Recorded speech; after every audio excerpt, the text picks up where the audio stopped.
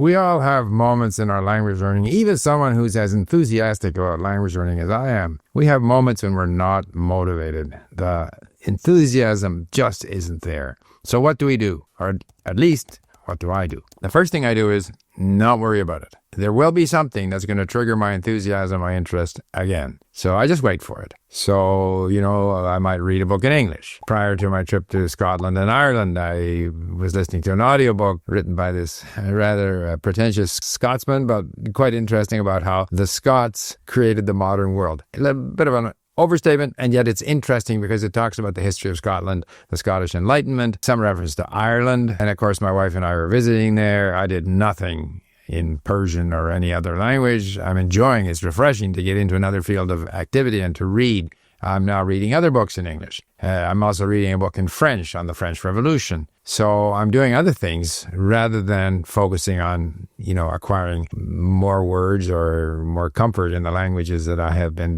deliberately trying to learn. Something will come along and trigger you. I'll give you an example. I was playing golf. And there was a couple, or actually 3 people, walking around on the golf course. I could tell they had an accent, so I said, "Where are you from?" "They're from the Czech Republic." So I had a brief exchange in Czech. Well, the next thing I know, I'm a little interested in Czech. It's not a sustainable interest, but it's there. And there was an article on Twitter about a Czech player who plays for the Vancouver Canucks.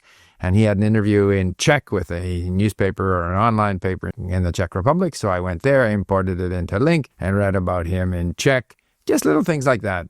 Abbas, who creates the wonderful Parse podcast, sends me an email. He says, "Steve, I've uploaded some more content from my podcast, and I've started a YouTube channel." So, of course, I'm now motivated. I go there and check out his YouTube channel. I import it into Link with our browser extension. Plus, I download or upload those Persian podcast episodes, which I share, by the way, with our members. And of course, he writes on so much interesting stuff connected to biology, connected to history, psychology. And so that's motivating, again, because his content is very motivating and it gets me into Persian. Lo and behold, Storytel sends me an email about Turkish. I think I got something else, come my way. Depending on what you're doing at the time, these can be quite motivating. So something will come along to trigger your enthusiasm or interest, but if it doesn't come along, I don't worry about it. Now, granted, if I were in a situation where I needed the language, that necessity, I need it for work, I need it for school, that necessity would be the motivation. So I don't worry about that. That's a different situation. That was my situation when I was studying Mandarin Chinese. I was motivated, tremendously motivated, because that was my job. I was doing it 5, 6, 7 hours a day. I needed it, okay? But now I don't need it. So I need these things to kind of pique my curiosity or trigger my interest. So I don't worry about it. When the interest flags, it flags. And it can flag for any number of reasons. Just less interested, or I feel that, the headwinds in what I call the doldrums, too many unknown words, I'm not getting anywhere. All of this can sometimes be a bit discouraging. So that's one situation. So the next thing is, supposing I'm now determined to try to get back into some of these languages that I have left. And in my case, I have 20. At varying degrees of competency or fluency. So I can pick any one that I want, but I'm still kind of motivated to do better in Arabic and Persian. That's where I'm most motivated. It's fun to go back to Czech or to go back to some other language, but mostly I am motivated to go and improve my Persian, which is better, but also my Arabic. So what can I do? Well, if you have a language that you've been trying to, work on, and you're still at that sort of A1, A2 level, I would still focus on the mini stories. But you can create variety by jumping around in the mini stories, kind of like playing hopscotch, You don't have to go lesson 10 and 11 and 12 or 13. Whatever you do is good. It's all cumulative. I call it language hopscotch, jumping forward, jumping back.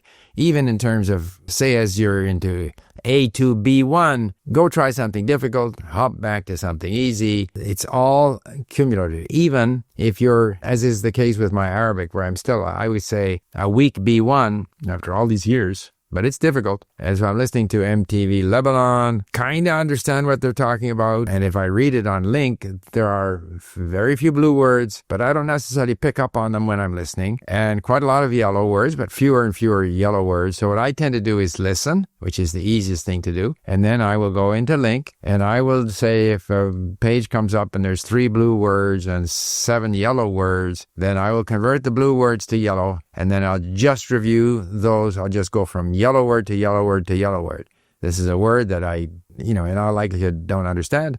I review it again, and that sort of is a way to, again, hopscotch through this text, doing the thing that's easiest to do, which is listening, but improving my chances of understanding what's there. It also gives me a sense of satisfaction, because if I were to read that in Arabic, which is so difficult for me, it would take me forever to go through this 50-minute television interview. But if I'm listening to it for 50 minutes, picking up some things, reviewing some of the words, it's like sediment accumulating. It's like snowflakes accumulating.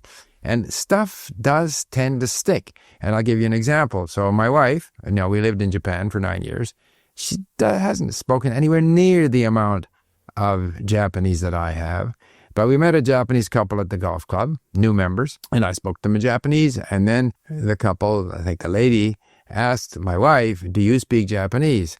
in Japanese. And she said, "Honno skoshi," which is a very natural, idiomatic thing to say. And I was quite surprised. I've never heard her say honno skoshi. My wife was surprised. Where did that come from? And apparently when the brain tries to produce an utterance in a new language, it just grabs something that it feels comfortable using. It may be right, it may be wrong, but that's the first thing we go to.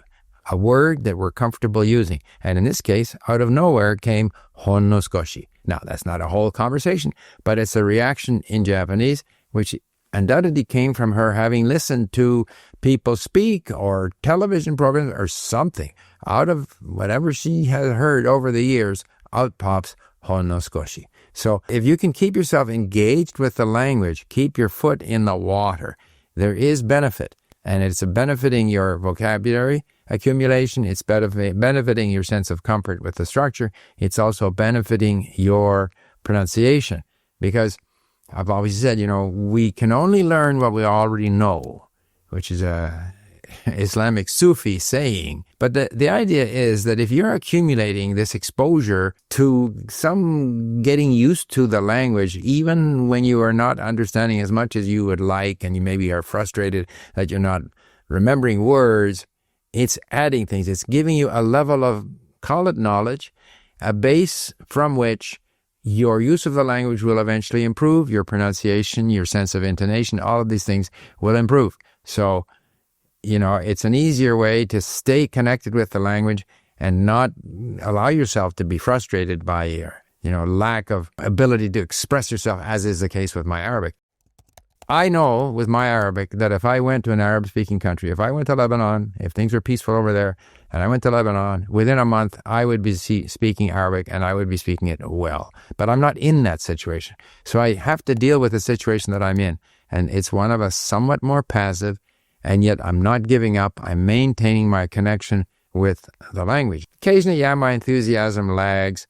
Maybe I'm more enthusiastic with Persian because there's so many more Persian speakers here in Vancouver. And one of the things that I would also recommend in order to maintain your enthusiasm is vary things. So you can vary your type of activity, you can vary your language, you can do more listening, you can go back to your native language and read a book. Refresh it. Don't push it. Don't push it. There's no need to push it. Unless, of course, you're in a situation where you need the language. And I would suspect that if you need the language, your motivation for most people will be quite high and will not lag. So there you have it. What I do when my motivation lags. Thanks for listening. Bye for now.